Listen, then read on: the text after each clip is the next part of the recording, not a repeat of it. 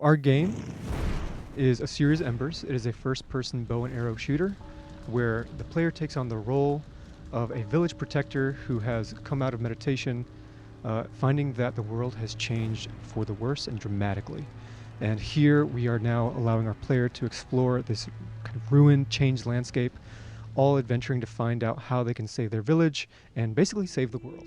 Game where you play as a character, a protector of a village, and you're trying to protect the village from the sun deity. We start off at a bottom area in the village, and then we go up the mountains, up the ranges, and as we go forward, she's facing harder and harder enemies and more difficulties till she gets to the final boss and defeats him finally to bring peace to the region. During the journey, we want the player to feel more and more powerful. Her hands are empty at the beginning, and then pick up the bow and unlock more and more special arrow types that can hit the enemies in more creative ways and more powerful ways to make the player feel more and more powerful. Get up to the top of the mountain, and there are some temples and similar things that feel very holy, and that is occupied by the final evil guy and fight against that. So our game actually exploits the nature of light and darkness, light and shadow. We actually flip the idea and try to make the shadow being the safe zone for the players and the sun being a danger zone for the players. Very much inspired by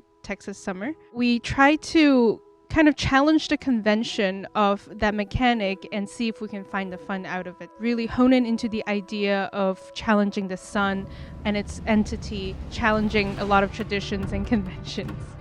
As our hero goes through her journey, and as she grows, and as she finds that strength, we hope that the player can find that strength in themselves as well. Someone who just feels like, I have that within me to be a positive force of good. The game, I believe, is a beautiful blend of culture and nature. It's beautiful, it's vibrant, and the story we adapted this game from is true to a lot of the game team members. Yeah, I would say from the programming standpoint, one big problem that we had to get around was animations. So right now we're doing a first-person game, so all you need to see are her arms and maybe her legs at the bottom. But trying to get that work using like third-person animations, like using what was given to us and making it look good in first person was a big challenge. But also another thing with animations is like with our final boss is like the dragon, Asurya, and getting the dragon to procedurally fly throughout the world while looking good and being able to interact with objects while also dealing damage to the player was also a big hurdle too. It is very rare to find a first-person shooter game where bow is your primary weapon and nothing else.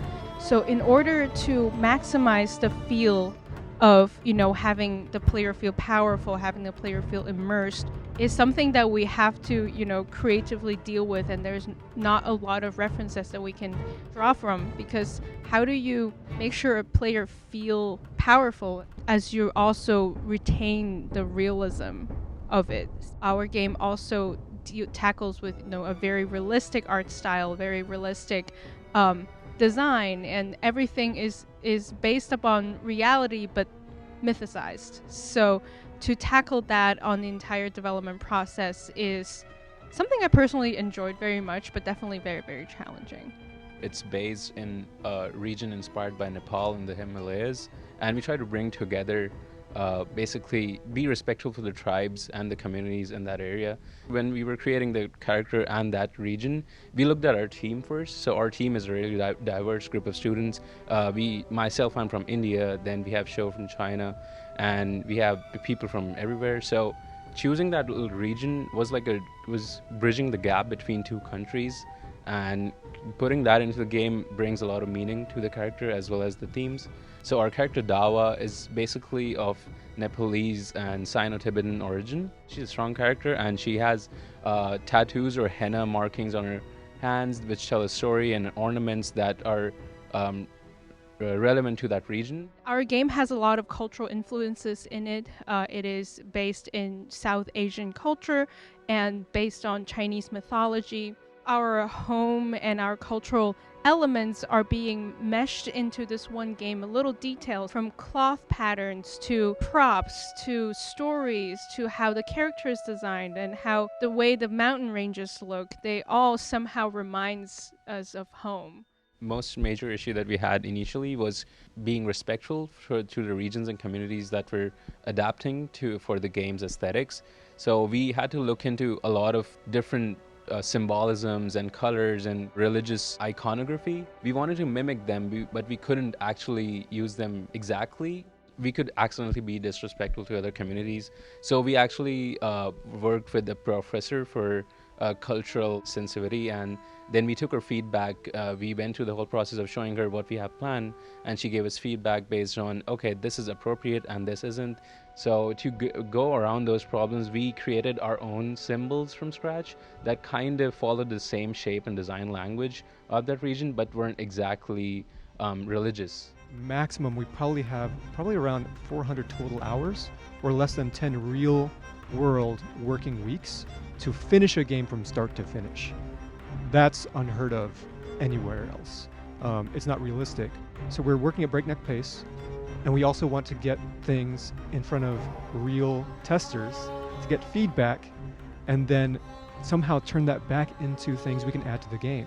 Like, I wound up running, I think, a single test every single day for, I think, 1.5 weeks, trying to get all those notes taken down, getting video set, and not everything gets in. We have to be intelligent in our different ways to approach not only development asks. I want to make a third boss. And like, oh, that's really cool. Even for playtest feedback, we have to do the same thing where we say, this is really cool. The way that's being asked for is too much for what we have time-wise or development expertise-wise. So let's see if we can take this concept, change it, transform it into something else that we actually can do within our development. We had about 4 or 5 weeks of ideation process. We actually threw around about like 20, 30 game ideas. We voted for one, we picked one out, and after that we just like got thrusted into development process. We got pre-production, production, and then we're about to launch like next week. It's pretty amazing, and I think the time frame on its own contributed to the pipe dream scenario of this, because we are worked under such intense schedule. Every decision we make counts, every discussion we make counts, and every choice we make counts. All of that really contributed to the whole capstone experience. My favorite part of the game is the flow. That is how the player's freedom when the player is moving. The player can move up and down, up to the scaffolding, go into the caves, walk on the roof, and maybe fall into the river. There are a lot of freedom that the player can enjoy. There's a rolling rock. The player can use some black hole arrow to pull it up, or use the explosive arrow to break it. The player moves throughout the world, uses their bow and arrow to solve puzzles while also in combat fighting enemies. I think it's just a great experience overall. It really helps make the game a lot of fun. When we put a group of people who never worked in a large project together, we can create something out of trust and love, and with our own skills, and I believe that we've done something incredible here.